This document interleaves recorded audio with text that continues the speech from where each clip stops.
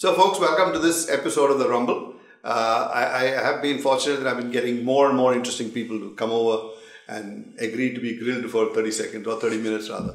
So today my guest is a writer and she got into writing what appears to me from the earlier conversation that almost by accident. But let's find out how you become a writer. So welcome to the show, Cecile. Thank you, Madhav. Cecile Rischmann. Yes. That's the name? Cecile Rischmann. Okay, so before you became a Rischmann, you were something else. I was Cecilia Fernandez. From? From Goa. We are originally from Goa. Okay, every Goan I ask, which village did you come from Goa? Because Goa's got such lovely names for all those old Portuguese villages. Which is yours? I hope I get the pronunciation right. It's Salvador do Mundo. Okay, I won't risk trying to say it.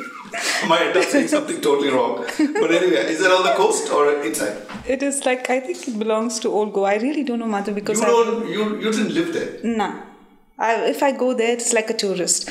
I don't even... I understand the language, but I don't speak Konkani. it. Is that Konkani, you speak yes. at home? Konkani. In your family, do you speak Konkani? When Dad was there, because he didn't speak English, so we had to communicate with him. But, so what was your dad doing professionally? My dad was a chef. He worked in Connemara. Well, a chef to coexist without speaking English? Yeah, I mean, he was like...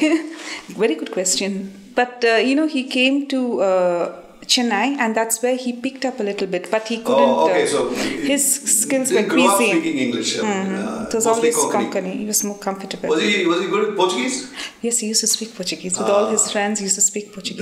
That's how it happened. But Mum used to speak English with us. Mum was more thing, and she's, as I was telling you, she's a singer. She used to sing in the in the band. In a band, but she never wanted to take it to a different level because in those days they don't sing. Remember that old song, Obladi, Oblada? My God. All the songs like... I'm sure those are the kind of things that she must have sung. Yes, all... and Molly was a singer in the band. Yes. So your mom was something like Molly? Sang in the band. Say that. Yes, she did sing, but she never used to show her face because she was very conscious. Okay. She used to sing behind the curtain and refused to come and show her face, but her voice was... How on earth does that work when you're a band? But that was the thing which she used to do, which she used to tell the pianist, I will not show my face. I will sing behind the curtain. So like Kathakali people, they're a little somebody holding a cloth in front of her? She hides behind the curtain and just the voice used to carry her. Okay. Yes, seriously. Sang in Madras too? She sang for the governor's band and I think she sang in Connemara also. Okay. But apparently my grandmom did not want her to take it up professionally. Mm-hmm. But in my family, all of my brothers... Everybody's into music from what I understand. Yeah. Are you musically inclined?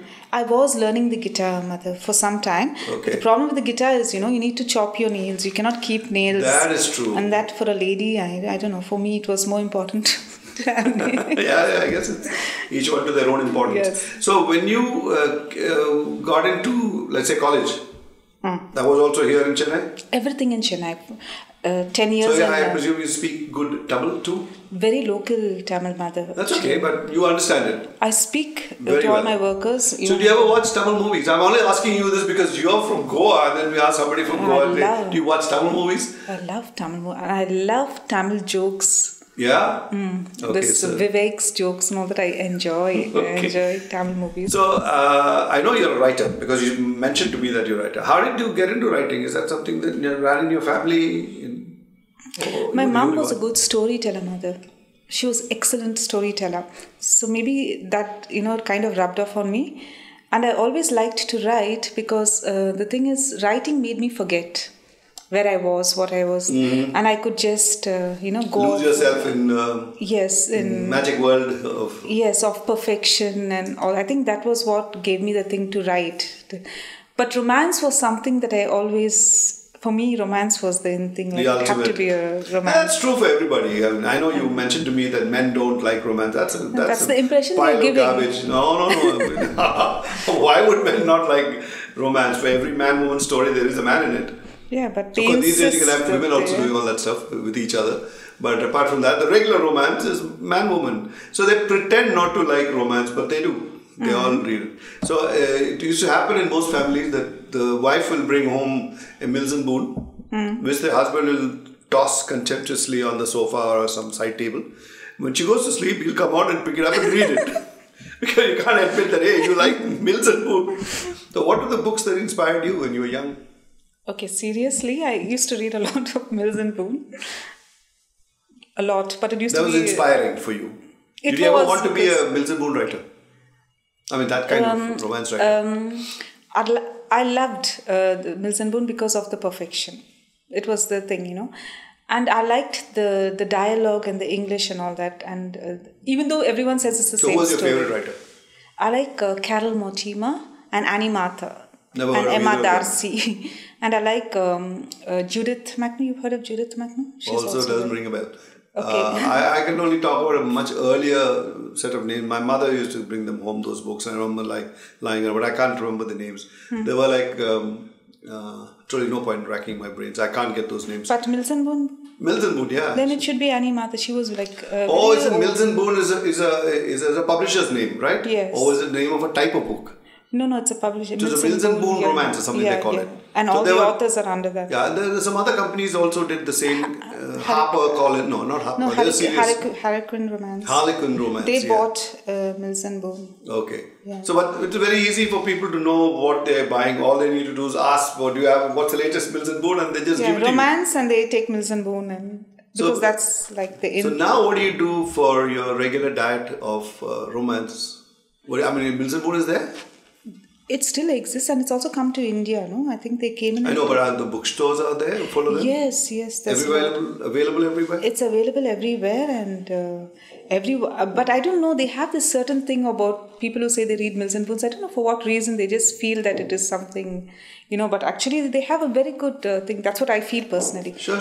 But I have a cousin too who praises it to the skies, saying that so many things she learned from the world came out of Mills and Boon stories. Stories about the French aristocracy and Spanish, God knows this, that, Greek shipping tycoons falling in love with English nurses in Cyprus, all sorts of improbable things, but still, that's why she learned her knowledge about Europe from there. So you think it was good reading? It was good reading because my dialogue thing improved a lot because of that, and the humor, and I just enjoy it. But I cannot read one after another. See, that's when I thought I should do something different. Okay. Because the thing is, after some time you get fed up because it's the same kind of stereotype kind of thing. Okay. So that's where my book is different. I wanted it to be something that people will take and read after they finish it. Again, they pick it up after some time and read it again. And I needed something which would attract them. And that's where the realistic base came, because I thought my love story would make a very good reading material. So you heard it, folks, right from her. She is a writer. I didn't tell you that she's a writer. A professional writer. She's written a book. And I'll show you the name, the cover. It's The French Encounter. And Cecile Rischmann. That's who she is. So I've never actually interviewed any writer. One writer I did. So you're like a rare breed for me to talk to. So tell me about being a writer. What does it take to be a writer? A lot of hard work. Okay. A lot of belief in yourself and in what you have to give to the audience, and a persistence to go. So did the story come bang into your head, or did it dribble out as it went along? No, I think the concept of this French, the concept of French came when I joined the Alliance, because I was always exposed to the French culture and this. So I was there for 5 years, and after that I worked for the Honorary Consulate of France. So again I was with the French people, a lot of businessmen, and come to start businesses and things like that. And that's how incidentally I met my husband. Who is the rich man out of this name? Yes, Jean-Paul. Okay. I even used his name, Jean. Okay. I thought it was cute. Anyway, he's Jean-Paul and this is Jean Leclerc. So I call him JLC. When I refer to him, he's JLC and she's Cat. Actually, she's Katrina. Cat. Okay. So my JLC, my GP, Jean-Paul came in to introduce himself. That's what they normally do when they come to Chennai. They come to the consulate and say, we are here, we are come to do business and this and that. And that. So he was part of a French company? Yes, Saint-Gobain. Saint-Gobain, the glass. Yes, the glass company. Okay. In Sri Perambudur. So that's how I met him. And after that, I was invited to this party by one of his friends who would come to invite me for the party. And that's how I met my husband there. And I think the thing started off there, this thing, why not? Because you know how it is in our Indian society, we marry within the community thing and all that. But for me, being 29 years old, my thing was like, it's marriage and this and that. But he came from a different world, a different concept and thing and all that. So I think that's where it started, where I said, why not? What would happen if an Indian married a Frenchman? So that's how it started, and that's how the So is it true that most books originate, like first-time authors do tend to become autobiographical? They tend to reflect, or rather write about their own experiences and weave it into whatever story they have? I can't speak for others, Madhav. But did you think of anything else other than what you wrote finally? This was the only concept that you found. I said, I must go for this particular story. Yes, actually I was writing 2 manuscripts simultaneously. Yes. Okay. The other manuscript is Visa to Paradise. Mm-hmm. And that was supposed to actually be published. That was the one which should have been published. But when I had given both the stories for a thing, they told me that, They? the people I gave it to a few friends and family members. Or just to ask their opinions about it. Yeah, like which one? Because so they said they liked. They said for the first one it should be this because romance. It's different. It's something different. Like I've read lots of romances, but I've not seen this concept of French and Indian treated to this detail. Mm-hmm. They don't. They just maybe they just say a Spanish and a thing, but in detail when it comes to culture and lifestyle and like it's a comedy. It's more. It's a romantic comedy. All right, or a comic romance. Whichever way you want to call it. It's very. One reviewer actually said it's very raw. She used the word raw. That's how she explained it. All right. Thing. And another person, Dr. Beatrice de Souza, you must have heard of her. She said it is saved from being a caricature by the Jean's feelings for his wife and for his childhood experiences. So it's not really a Mills and Boon thing. Okay, so a lot of realism into it. Etched into it, but in a nice way. It doesn't become too. There is fiction. There's a lot of fiction in that, and not all the scenes really happen. Is it suitable reading for 12-year-olds? No. 15-year-olds? 15 years. 12 and all that is a little... Okay. So I guess there must be some, I wouldn't say call it raunchy, but there must be some pretty evocative, one person sexy said scenes. Raunchy. Raunchy. Okay, good. All right, a lot of people know what's going to be in it. Why not? The books of all, and the cover is more than... it tells you there will be some of it. But when you started writing, did you have an end point in mind? In the sense, I don't mean in the story, but I mean completing the project? Did you say, okay, I'm going to start now and I'm knock it off? No, Madhav. For me, it was just like I took it as it came. I didn't mind waiting, but I didn't want to rush and do it. Okay. But did you have a plan in your mind that, okay, I think this is how long it's going to take, I need to, or you just kept going? The books, how are they? I've never written a book, so... No, actually I had started this as a short story. And it was supposed to go to the Mills and Boon. They had this passion contest, no? So I'd written it actually for that. I wanted to send it for this passion contest. Okay. But I don't know, maybe it was not a prepared thing like how it is now. It was just a rough draft or what. So you just had the seed of an idea of it was pretty much fleshed out in your head in the beginning itself? No, I already had the synopsis. Oh, you had it there. Had it. It was like, because how it's going to be. You must at least know where you're going and how it's going to be. So you heard it from her. She had the idea, she had the story, and then it was putting it together. That is a very difficult thing, and I'm sure every author who wants to be an author would like to know from her, how does she actually put it together? Because that's really the whole business of putting out a book. So we'll find that out. So now the critical part of being a writer is actually completing your book, getting it proofread, ask your opinions of your friends. I guess you did that also. And then finally find yourself a publisher and then have the book out. Yes. It's a long, torturous process from what I understand from a lot of other writers. I don't know what your experiences are. So let's hear it from you. How did this happen? Who knew in your family? Who supported you? No one knew in my family that I liked to write. Okay. They were very shocked. Was that a good thing to do? Or now in hindsight, do you think you should have informed them? I don't know, Madhav, what I would have done if it was now.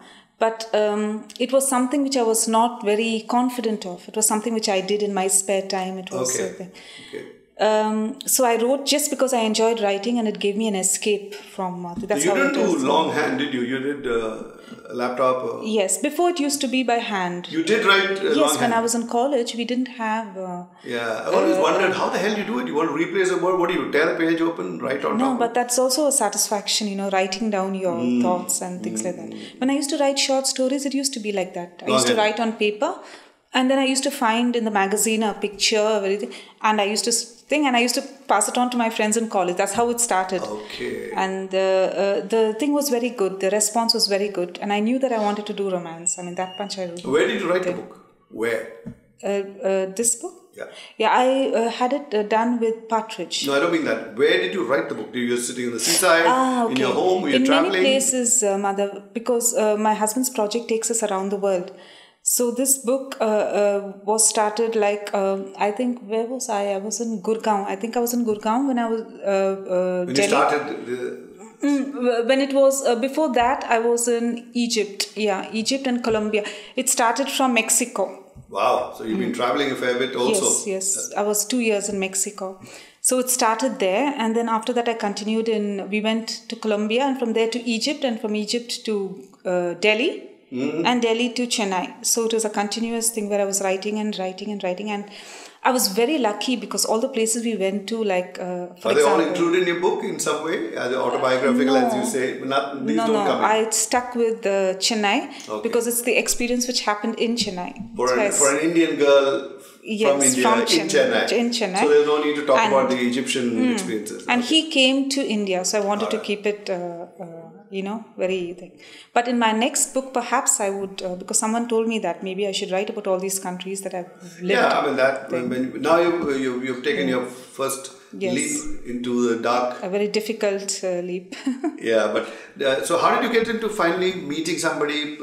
The business end of it is as tricky as writing it, or maybe less tricky, but it would be tricky. I thought that this will not appeal to an Indian publishing house because I don't know, I wanted to be involved in every part of the publishing. So now to be involved in every part of the publishing, the only thing you can go is to an independent publisher. Okay. And I felt that the traditional houses that I went to offered me a bad deal, at least a small one. They were very small ones, but the deal was very bad. So in that way, I thought this random... But did you think a traditional publishing house with their big name would compensate for the fact that, they give you a bad deal, but the book might get more attention because of that? I haven't tried the big publishing houses, Madhav, frankly, except for Mills and Boon. But then again, it was not properly presented, I feel. But the small ones did not give me a good deal. Maybe they would have got my book out, I don't know. But when you think of all the hard work that you put into writing a book, you write your emotions, you sacrifice your life. But did you actually go and bargain for a deal, or you just want to get the book out? Because I'm quite impressed that you were level-headed and said, no, that's a crappy deal, that's really shitty, I'm not going to go with them. Yeah, I literally told them. So did you discuss it with your husband and he was also of the same opinion? Yes. He felt that for my hard work, he thought that I should do it independently, He said, forget what they think and all that. It's okay, we'll deal with that later. You just go ahead and write your book. I'll invest. So he put in his money and... Your money, basically. Our money. Yeah. That's good. At least he had the faith in it. He had faith, a lot of faith in me. So, I put it in and... So what was the actual process like? You actually go, take a manuscript, give it to somebody in the office, ask them to read it, or you say, this is it, it's completed, now just... Actually, in an independent publishing house, you have the full authority over your manuscript. You can, So you can say, don't touch it. Yes, not you can say, I want it this way. Yes, they will not change your style. They will not touch. If you use their editing service, you pay a little bit extra. They just check your grammar, your phrase, spelling, punctuation, all that. But they will not touch the way your book is. They will not do that. But they will give you some suggestions. Maybe this could have been said in this way. You are free to take it or not. But I accepted it because they are editors and they are things. So in case they did something like, tell me, give me advice, I'm open to advice and listen to them. You were open to it when this book I was, yes. So did they have a lot of intelligent comments to make? Because a lot of writers hearing you might say, the woman had gone to an independent house and they didn't give any help of any value, then why the devil should I do that? But if you say they were valuable, then most people would go there, take that route, go to independent small house. I think that's the ultimate. We should do that, because the thing here is you take your entire manuscript, how it is. You have that satisfaction that it is going to be there, read the way you write it, and it's very important for a writer, because we just write our thoughts and we want to be accepted. Whereas I don't know how it works in a traditional house, but I don't think we have so much of. Okay, I was about to wind up the discussion right here, but I think I need to talk to one little more time. So we'll come back and I'll finish the rest when I come back. Now, the business of publishing, the actual hard business of publishing, getting advances, signing contracts. Who helped you in all that? Or does a writer need to know all these things? The first part, Madhav, so far I haven't got any advances. I've been giving advances. I haven't yet earned anything as yet. Okay. But if you ask any writer, I think it is. But can any writer get advances for the first one unless you're already a celebrity? I know they pay advances for all these people who are lying and cheating and stealing and then become famous, and then their books become famous. But otherwise, first-time authors, do they generally get advances? I think I don't know, Madhav, but anybody you know who's got an advance on the first book? No, the ones I spoke with said they paid advances to the Alright, so what you've gone through is a normal experience of most writers. Yes, first time it will happen. But the interesting thing is to ask you, did you learn anything from it? Is there anything that you'd like to do differently with the next book? I might like to work with a traditional house just to see how it is, how different it is. Okay. Of course, this thing of being independent and choosing my thing and all that. But I think what is so important is the marketing part of it, even more than the writing and the thing. So what is the area of marketing that you were expecting, or you would expect if you were satisfied? I would like my book to be out. Okay, so one is stock to be available everywhere. The book to be actually available. I would like that's critical. Yeah, the bookstores to accept to have my book in there. Okay. All right. So first of all, it has to be in the stores. Beyond that, what is it that you would expect a publishing house to do for you? A launch. I mean, I would like them to do a launch for me, because see, we are new. We don't know people. We don't know how to go about it. We know to write, but after that, we should have someone to help us to professionally guide us to the reading public, so to say. But they do it. Partridge does a lot for the writer. I'm not saying no, but the marketing and all the videos they do is excellent work. Even what does the video got to do with the book? What are you talking about? It's videos? A trailer. It's a trailer. And where is it shown? It is in the process of being made on YouTube. It will be on YouTube. Yes. And they have done videos for other authors. So I've seen it. It's quite good. And does it make a difference? I'm sure there must be some influence. I hope so, because at least it gives a little bit of thing into my book. And then we have something like a book to look or whatever you call it. And I also noticed that you've got, of course, this paperback. But she's also got, you hold your book up. This is the hardback. Yeah, that's the hardcover. Yeah. And why did you decide to do two types of? Actually, the package I had taken, Madhav, was a diamond package. Okay. So in that diamond package, you have, I had both. Paperbacks available and the Kindle version also is available. And it's available on Kindle also? Yes. All the three versions are available. But this hardback is like 1,049, and the paperback is 499, and the Kindle is 169. That's the rates. Okay. So that the rate of it, it puts off people because it's so expensive. You're a first-time author. Did you discuss that with the publishing house? I don't want it to be so costly. I did tell them, no one will buy my book to go out for 50 rupees. I want more people to read it. I don't care for money. I don't know about 50 rupees. No, I'm just throwing figures. Yeah, but I would have liked it to be a little bit, accessible to everyone.